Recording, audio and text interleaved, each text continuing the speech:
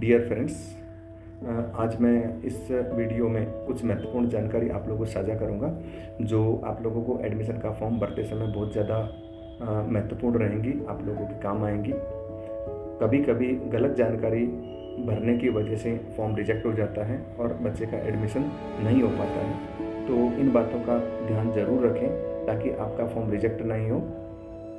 सबसे पहले आप लोग जैसे ही नोटिफिकेशन आता है, नोटिफिकेशन के बाद में आप लोगों को ऑनलाइन बच्चे का रजिस्ट्रेशन करवाना होता है।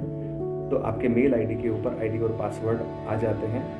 उन मेल आईडी के ऊपर जो पासवर्ड आप लोगों को मिला है, लॉगिन आईडी मिला है, उसके थ्रू आप लॉगिन करके बच्चे का फॉर्म भरना स्टार्ट कर देते हैं। और सबसे पहले उसमें बच्चे का नाम पूछा जाता है। मोस्टली पेरेंट्स कभी कभी इसमें गलती कर देते हैं।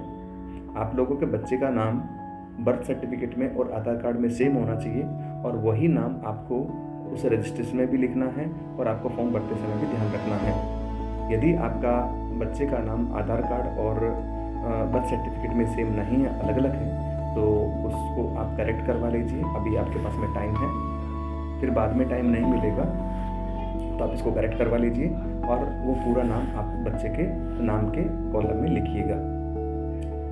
फिर नेक्स्ट उसमें मदर फादर की जो कैटेगरी है, मदर फादर की जॉब है, जॉब प्रोफाइल है, ऑफिस एड्रेस है, मेल आईडी है, वो सारा पूछा जाता है। उसके बाद में हमें कैटेगरी डिसाइड करनी पड़ती है कि एडमिशन के लिए किसको प्रायोरिटी दी जाए, आइदर मदर को या फादर को। तो आप लोगों को विशेष ध्यान रखना है कि इसमें उस कैटेगरी को सेलेक्ट करना है जो हायर है।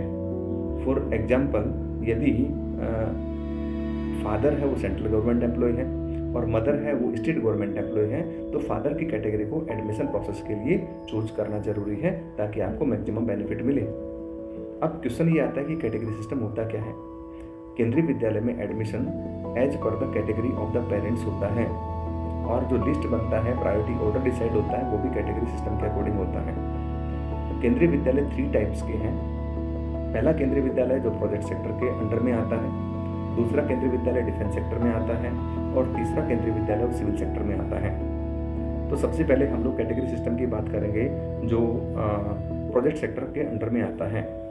इसमें कैटेगरी 1 में उस प्रोजेक्ट के बच्चे जिसके अंडर में केंद्रीय विद्यालय है उसके बच्चे वो कैटेगरी 1 में कंसिडर होंगे। फॉर एग्जाम्पल, यदि केंद्रीय विद्यालय ओएनजीसी के अंडर में काम कर रहा है तो केंद्रीय विद्यालय में ओएनजीसी के बच्चों को प्रायोरिटी कैटेगरी 1 में रखा जाएगा। सेंट्रल गवर्नमेंट एम्प्लॉय के बच्चों को कैटेगरी 2 में रखा जाएगा। सेंट्रल गवर्नमेंट ऑटोनोमस बॉडी के बच्चों को कैटेगरी 3 में रखा जाएगा। स्टेट गवर्नमेंट के बच्चों को कैटेगरी 4 में रखा जाएगा। स्टेट गवर्नमेंट ऑटोनोमस बॉडी के बच्चों को कैटेगरी 5 में रखा जाएगा और जितने भी सारे प्राइवेट कैंडिडेट हैं उनके बच्चों को कैटेगरी 6 में रखा जाएगा। तो जब आप कैटेगरी चूज कर रहे हैं तो इस कैटेगरी सिस्टम का बहुत ध्यान रखें। कभी कभी गलत कैटेगरी की वजह से एडमिशन हैम्पर होता है, रुक जाता है या फॉर्म कैंसिल हो जाता है, तो इस चीज़ का ध्यान रखें। तो मैंने 2 बातें बताई, पहले बच्चे का नाम, उसका बहुत ध्यान रखें, दूसरा कैटेगरी सिस्टम, उसका ध्यान रखें। अब हम लोग आते हैं कि यदि हम लोग ऐसे केंद्रीय विद्यालय में फॉर्म अप्लाई कर रहे हैं जो प्रोजेक्ट सेक्टर के अंडर में नहीं आता। फॉर एग्जांपल, सिविल सेक्टर के जितने भी केवी हैं और डिफेंस सेक्टर के जितने भी केवी हैं उसमें कैटेगरी सिस्टम स्लाइटली डिफरेंट होता है।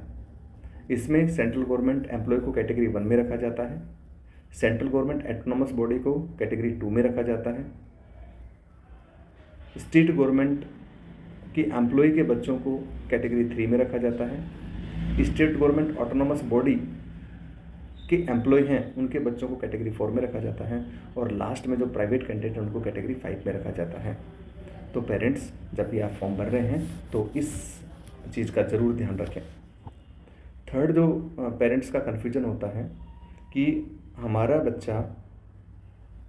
बच्चा ऐसे रेजिडेंस में रह रहा है जो केंद्रीय विद्यालय से मोर देन 5 किलोमीटर है, तो क्या फॉर्म अप्लाई कर सकता है?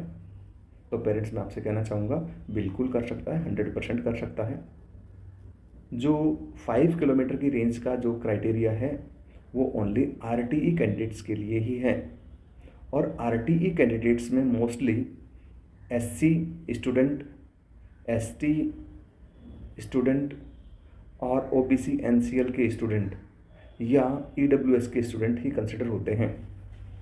तो यदि आपके पास में ये सर्टिफिकेट है और आपका डिस्टेंस लेस देन 5 किलोमीटर है, तो आप आरटीई कैटेगरी के अंदर फॉर्म अप्लाई कर सकते हैं। और यदि आपका डिस्टेंस मोर देन 5 किलोमीटर है, तो आप आरटीई सेलेक्ट नहीं करें, क्योंकि इससे आपका फॉर्म रिजेक्ट हो जाएगा और आगे आपको एडमिशन में डिफ़िकल्टी का सामना करना पड़ सकता है। तो फ्रेंड्स, आज के लिए इतना ही। Thank you very much. Have a nice day.